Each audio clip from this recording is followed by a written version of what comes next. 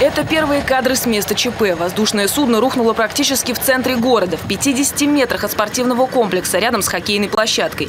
В результате крушения вертолета 1 человек погиб, еще 2 пострадали и сейчас находятся в больнице. С места трагедии уже взяты образцы топлива, назначены десятки экспертиз. А в туристической компании, которой принадлежал Ми-2, прошли обыски, в ходе которых стражи порядка изъяли всю документацию о техническом состоянии машины.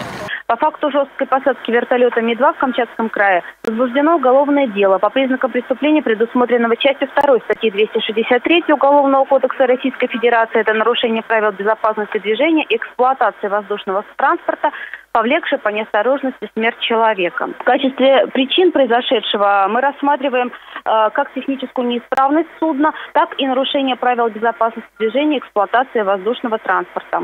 Уже точно известно, это был штатный технический рейс к одной из баз отдыха. Сотрудники турфирмы планировали обследовать маршрут к вулкану. На борту находились 3 человека, в том числе пилот.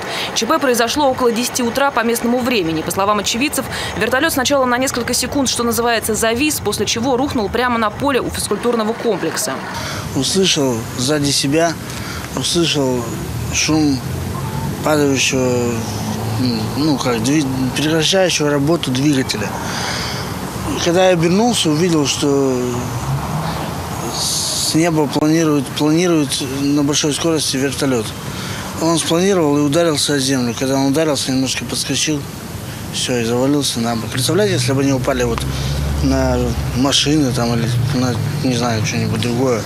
Это вот здесь открытая поляна, им просто повезло. Когда я подбежал, вертолет лежал, 1 человек вывалился из кабины, он уже не подавал признаков жизни, а внутри там находился живой. Он шевелился, но трогать его нельзя было, поскольку неизвестно, что у него там нарушено, какие он травмы получил.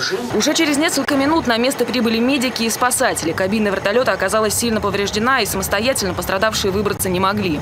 Прибывшими силами и средствами пожарно-спасательного гарнизона люди были извлечены из вертолета, переданы специалистам скорой медицинской помощи. Кроме того, в результате жесткой посадки произошел розлив нефти и нефтепродуктов, которые также были ликвидированы силами и средствами пожарно-спасательного гарнизона.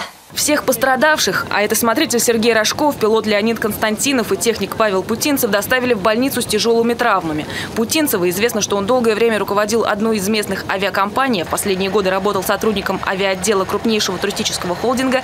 Медикам спасти не удалось. Состояние остальных врачи оценивают сейчас как тяжелое. Анна Финогина, Евгений Арсентьева, Никита Забродин, телекомпания НТВ.